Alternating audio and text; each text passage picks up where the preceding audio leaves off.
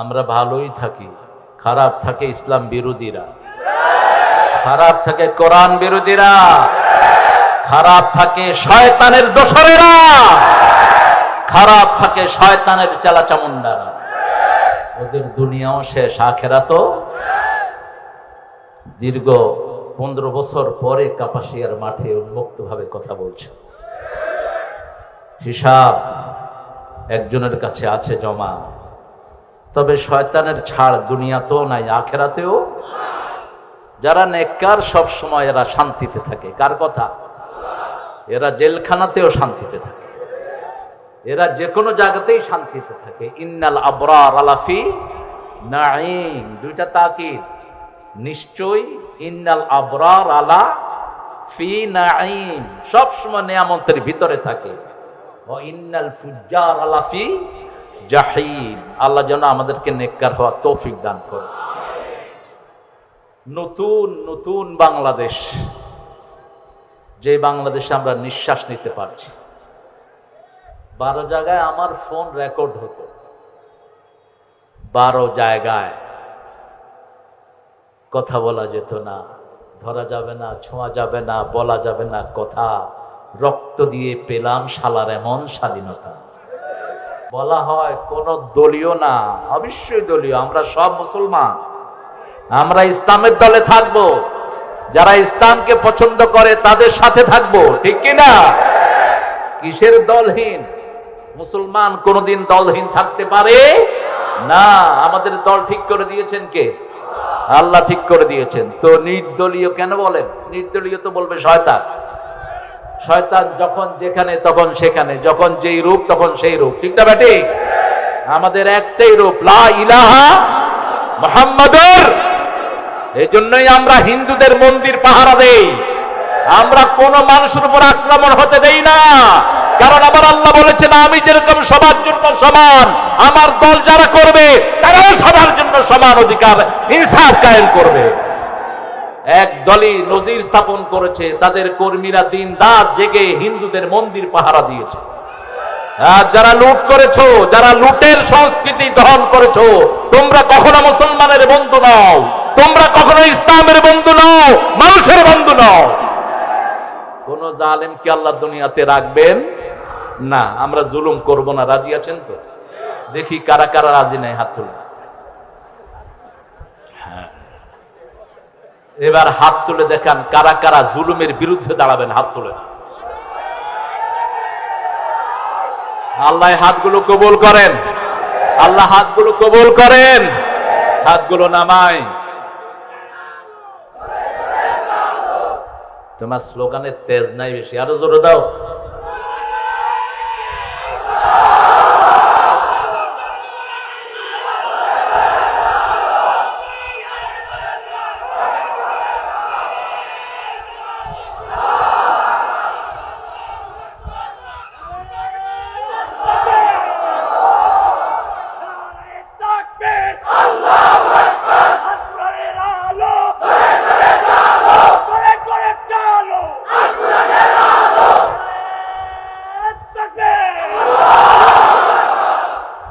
তোমরা কাদেরকে মেরেছো তোমরা বুঝো না। যে শেফাকে তোমরা মাহফিল থেকে বের করে দিয়েছো, সেই শেফা রাতের অন্ধকারে তোমাদের জন্য দোয়া করে করে কাঁদে। আমার এই শেফাউল হককে বহু প্রোগ্রাম থেকে বের করে দেয়া হয়েছে, কারণ সে মুসলমান, কারণ সে ইসলামী দলের নেতা। কিন্তু সে তো একজনকেও বের করেনি। গত সপ্তাহে যারা তাকে বের করেছে তাদের সাথেই বৈঠক হয়েছে, একজনকেও বের করে নেই। এটার নাম ইসলাম। এটার নাম কি? ইদা জাআ নাসরুল্লাহ। আল্লাহ সাহায্য চান তো? আপনারা চান তো? আল্লাহর সাহায্য চাইতে হলে আল্লাহকে সাহায্য করতে হবে। সূরা মুহাম্মাদে আল্লাহ বলেছেন, ইন তানসুরুল্লাহ ইয়ানসুরকুম ওয়া ইউসাব্বিত আকদামাকুম।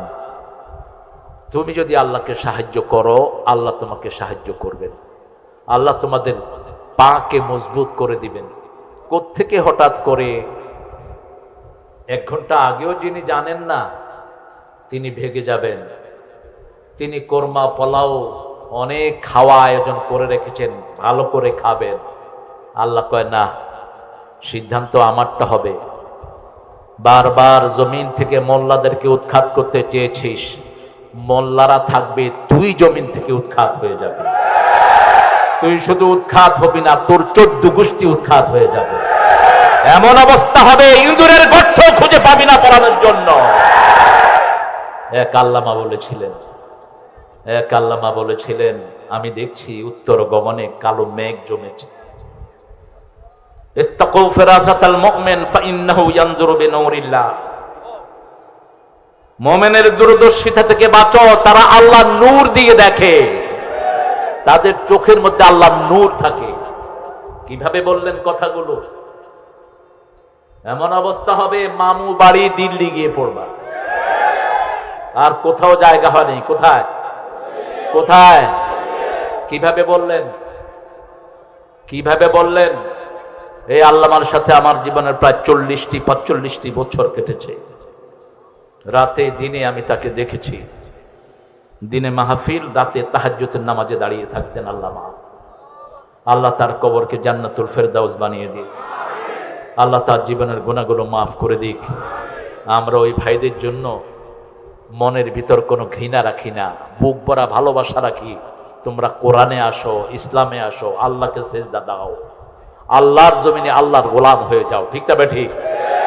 ইদা যা আ, যখন আসবে আল্লাহর সাহায্য। যা আ বললেন, যা আর সাথে এফোর্ট জড়িত, যারা আলেম বুঝবেন।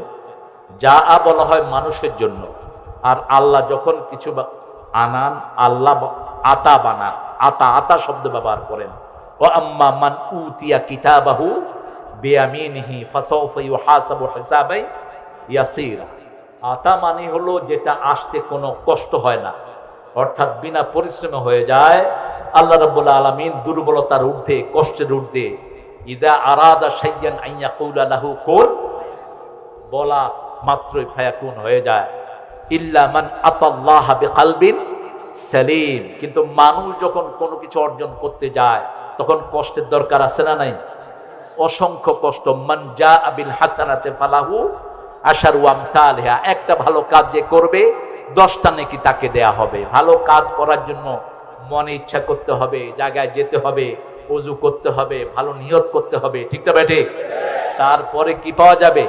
নেকি পাওয়া যাবে। ইদা জাআ নাসরুল্লাহি, যখন আসলো আল্লাহর সাহায্য। যা মানে এমনি আসে নেই। ছেলেগুলো সব কিছু উৎসর্গ করে দিয়ে রাস্তায় নেমেছে। গুলি একটার পর একটা বুকে নেয়ার জন্য যখন তৈরি হয়েছে, আল্লাহ বলেছেন এখন আমার সাহায্য তোমাদের জন্য তৈরি হয়ে আছে। কোত্থেকে আসলো এত মানুষ? আপনাকে মনে করেন শুধু মানুষ? এদের সাথে লক্ষ কোটি ফেরেশতা আল্লাহ পাঠিয়ে দিয়েছেন।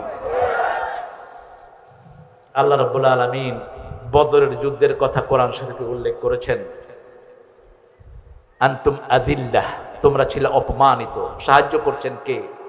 সেই আল্লাহ এখনো আছে না নাই? আমরা একজনের উপর ভরসা করেছি, তিনি কে? আল্লাহ। আল্লাহ রাব্বুল আলামিন আমাদেরকে সাহায্য দেওয়ার অঙ্গীকার করেছেন। আকানা হাক্কান আলাইনা নাসরুল মুমিনিন। আমরা যদি মুমিন হতে পারি, ছেলেগুলো মুমিন ছিল, রাজপথে দেখেছেন নামাজ পড়েছে। হিন্দু ভাইরা নামাজ পড়ে নেই, তাদেরকে সুন্দর করে বসে থাকার জায়গা করে দিয়েছে। ঠিক না ঠিক? ঢাকা ভার্সিটির একজন শিক্ষক তিনি বলেছেন ঢাকা ভার্সিটির অঙ্গনে কোরআন তেলাওয়াত হতে পারবে না। পরে তিনি আবার ডেকে নিয়ে বললেন আমার রুমে কোরআন তেলাওয়াত করো। এটাই হলো পরিবর্তন, এটাই হলো ইসলাম। এই ইসলামকে আনার জন্য আমাদেরকে ধৈর্য ধারণ করতে হবে। রাসূল সাল্লাল্লাহু আলাইহি ওয়াসাল্লাম বলেছেন তিনটা কাজ কখনো করবা না। কয়টা? কখনো কোনো সম্পদ নষ্ট করবা না। কোনো সম্পদ নষ্ট করা হারাম। কারো বাড়ি ভাঙা, কারো ঘর ভাঙা, কারো দোকান ভাঙা, কোনো কিছুতে আগুন দেয়া, গাছের পাতা ছিঁড়া, রাস্তা নষ্ট করা, ক্ষেতের ফসল নষ্ট করা, কোনোটাই ইসলামে জায়েজ নাই। 2 নম্বর বলেছেন সময় নষ্ট করা যাবে, সময় নষ্ট করা যাবে না, সময় অপচয় করতে পারবেন না। 3 নম্বর আপনি কারো হক নষ্ট করতে পারবেন না। মানুষের হক আমাদের উপর আছে। একজনের হক কি? একজন মানুষ, আর কোনো পরিচয় নাই, সে কোন ধর্মের কিচ্ছু পরিচয় নাই। ওই মানুষ আমার কাছে সাহায্য চেয়েছে, তাকে সাহায্য করতে হবে।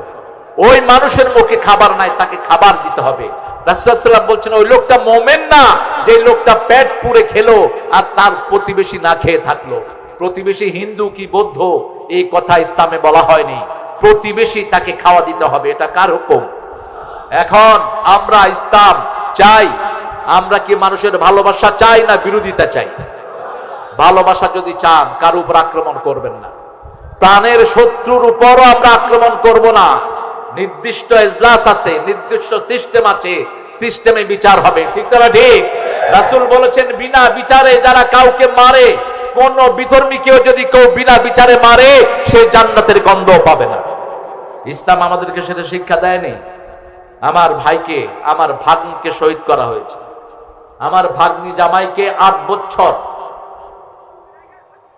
আয়না ঘর, ওখানে কোনো আয়না নাই, কিন্তু আয়না ঘরে গুম করে রাখা হয়েছে। তিনি কথায় কথায় বলেন আমার কি অপরাধ? তোর শুধু একটা অপরাধ, এক আয়না ঘরের কারণে তোর 1000 বছর জেলখানায় রাখা উচিত। তোর সব সাঙ্গ পাঙ্গকে আয়না ঘরে ঢুকিয়ে দেওয়া উচিত। কেমন যন্ত্রণা হয়! 8টি বছর একজনের হাত খোলা হয়নি, চোখ খোলা হয়নি, পা খোলা হয়নি। একটা লোককে 8টি বছর হাত পা চোখ বেঁধে রাখা হয়েছে। আজান পর্যন্ত শুনতে দেওয়া হয়নি। যখন আজানের শব্দ হতো জোরে বাজনা বাজিয়ে দেওয়া হতো। ভাইগনা ব্যারিস্টার আরমান, আমি তাকে জিজ্ঞেস করলাম নামাজ কেমনে পড়তা? বলতো মামা যখন মিউজিক বাজিয়ে দিত তখন মনে করতাম যে আজান হচ্ছে। ওযুর জন্য সীমিত পানি দেওয়া হয়েছে। যারা আয়না ঘরের এই কুশলীগুলি ছিল, আমি অত্যন্ত বিনয়ের সাথে আর্মিদেরকে বলবো এদেরকে ধরো, এদেরকে ধরে ওই আয়না ঘরে রাখো। এদের যারা সাঙ্গ পাঙ্গ ছিল তাদেরকে ওই আয়না ঘরে রাখো। আর যদি তারা কালেমা পড়ে পরিপূর্ণ মুসলমান হয়ে যায় তাদেরকে মাফ করে দাও।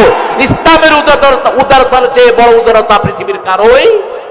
আবু সুফিয়ানের মতো জল্লাদ, যার কারণে বদরের যুদ্ধ হয়েছে, যার কারণে অসংখ্য সাহাবী জীবন পাত করেছেন রাদিয়াল্লাহু আনহু, সেই আবু সুফিয়ান ফতে মক্কার পর রাসূলের সামনে এসে দাঁড়িয়ে আছেন।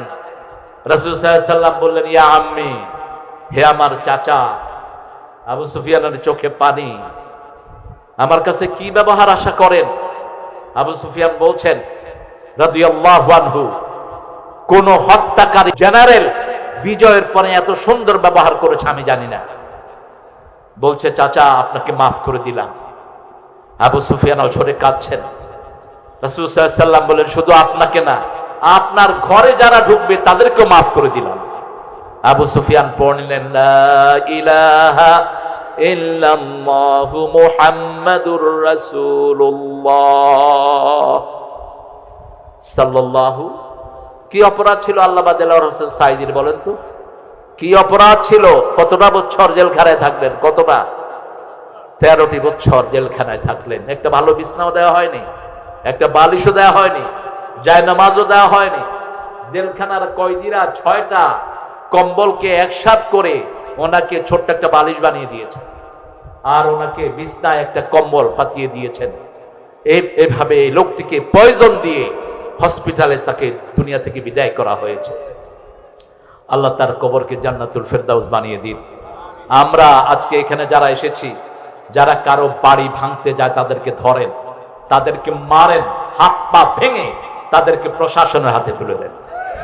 কোন মানুষের কোনো কিছু ভাঙা যাবে না। হ্যাঁ, অতীতে যারা আমাদেরটা ভেঙেছে মনে রাখবেন, কোন খুনির মনে কোনো শান্তি থাকে না, কোন জালেমের মনে কোনো শান্তি থাকে না, কোন হারাম খুনের মনে কোনো শান্তি থাকে না। যখনই সে জুলুম করে তারপর থেকে তার দুনিয়ার শান্তিও শেষ, আখিরাতের শান্তিও। কারণ রাসূল সাল্লাল্লাহু আলাইহি ওয়াসাল্লাম বুখারী বর্ণনায় বারবার বলছেন আয-যুলমু যুলমাতুন ইয়াউমাল কিয়ামাহ, আয-যুলমু যুলমাতুন ইয়াউমাল কিয়ামাহ। জুলুম হলো ডার্কনেস, জুলম হলো অন্ধকার। কিয়ামতের ময়দান rejection day, he won't see anything in his lifetime. কিয়ামতে কিছু সে দেখবে না, কিয়ামতে দেখবে ঘুটঘুটি অন্ধকার। সেজন্য আমরা কারো ঘর জ্বালাবো না, আমরা কারো ব্যবসা প্রতিষ্ঠান নষ্ট করব না। যারা আমাদেরটা নষ্ট করেছে তারাই আবার গড়ে দিবে, একটু ধৈর্য ধারণ করেন। যারা থানায় বসে বসে টাকা খেয়েছে তারাই এখন ফোন করে করে বলছে ভাই আমি আপনার টাকাটা শোধ করে দেব, অ্যাকাউন্ট নাম্বার দিয়ে দেন। নজির আছে না নাই? খুব আস্তে বলেন মনে হইতেছে, নজির আসরা নাই। 4 তারিখে একজনের কাছ থেকে 10 লাখ টাকা খেয়েছেন একজন ভদ্রলোক। যারা খায় এরা ভালো, যারা খায় না তারা ভালো? বলেন তো, যারা খায় তারা ভালো না? যারা না খায় তারা ভালো। যারা না খায় তারা সুখে থাকে, যারা কম খায় তারা ভালো থাকে, যারা বেশি খায় দুনিয়াও শেষ, আখেরাতও।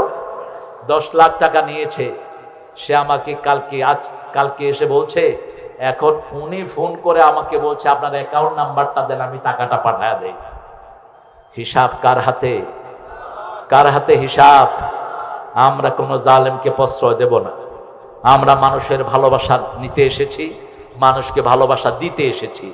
আমরা আল্লাহর নিয়ম অনুযায়ী চলবো। জমিন আল্লাহর, নিয়ম চলবে আল্লাহর, অন্য কারো নিয়ম চলতে পারবে না। এটাই বৈষম্য বিরোধী ছাত্রদের অঙ্গীকার হওয়া উচিত। তাদেরকে আমরা সহযোগিতা করব ইসলামের কারণে। কারণ আমার আল্লাহ বলছেন, তাআওয়ানু আলাল বিররি ওয়াত তাকওয়া ওয়ালা তাআওয়ানু আলাল ইসমি ওয়াল উদওয়ান। তোমরা প্রত্যেকেই নেকের কাজে, আল্লাহর তাকওয়ার কাজে প্রত্যেক মুমিনকে সাহায্য করো, আল্লাহ দ্রোহিতার কাজে এবং গুনার কাজে তোমরা কেউ কাউকে সাহায্য করো না। এখন সারা দেশে আলহামদুলিল্লাহ একটা শান্তির বাতাস আছে না নাই? আপনারা বোধহয় বেশি খুশি হইতে পারলেন না। এখন শান্তি আছে না নাই? এই শান্তিকে আপনারা চান? চান সবাই? তাহলে একটা জিনিসে আসতে হবে, লা ইলাহা মুহাম্মাদুর রাসূলুল্লাহ। আমরা সালাত পড়ব 5 ওয়াক্ত। আমরা কোন প্রতিবেশীর হক নষ্ট করব না। আমাদের সূরা ইজাজার শিক্ষাটা আমরা নেব। নসর এবং ফাতহ দুটো একসাথে চলে। যেখানে সাহায্য আসে সেখানে বিজয় দান করেন কে? ঠিক সূরা সাফফাতের ভিতরে নাসরুম মিনাল্লাহি ওয়া ফাতহুন করিব। আল্লাহ রাব্বুল আলামিন অনেক সূরাতে এই নসর এবং ফাত শব্দটাকে একসাথে উল্লেখ করেছেন। ইযা জাআ নাসরুল্লাহি ওয়াল ফাত ওয়া রাআইতান নাসা। তুমি মানুষকে দেখবা। আমরা কি মানুষ? এখানে মুসলমানকে দেখতে বলা হয়নি, ওয়া রাআইতান নাসা। এখন মাওলানা শেফাউল হক সাহেবকে এসে ওই সময় খুব ওনাকে মেরেছে, গালিগালাজ করেছে। সেও বলছে, হুজুর আমি কিন্তু আপনার দলের লোক। কথা বুঝেন তো? বুঝেন না কথা? আপনার দলের লোক আমিও বলি তুমি আমার দলের লোক। আমরা মুসলমান হিসেবে সবাই এক দল, ঠিক না? ঠিক। জন্মসূত্রে আমরা সবাই কি মা মিন মাউলুদিন ইল্লা ইউলাদু আলাল ফিতরা। পৃথিবীতে কোনো সন্তান নাই যে ইসলাম ছাড়া অন্য কোন ধর্মের উপর জন্মগ্রহণ করেছে। রাসূল সাল্লাল্লাহু আলাইহি ওয়াসাল্লাম বলছেন, প্রত্যেকটি শিশু ইসলামের উপর জন্মগ্রহণ করে, অতঃপর তার পিতামাতা, তার আত্মীয় স্বজন কাউকে ইহুদি বানায়, খ্রিস্টান বানায়, অগ্নি উপাসক বানায়। আমরা ইসলামের উপর জন্মগ্রহণ করেছি, ইসলামের উপর থাকবো। আমাদের জীবন গেলেও, জীবন দিয়ে হলেও আমরা ইসলামের উপর থাকবো। রাজি আছেন মুসলমান? কারা কারা হাত তুলে দেখা দেন?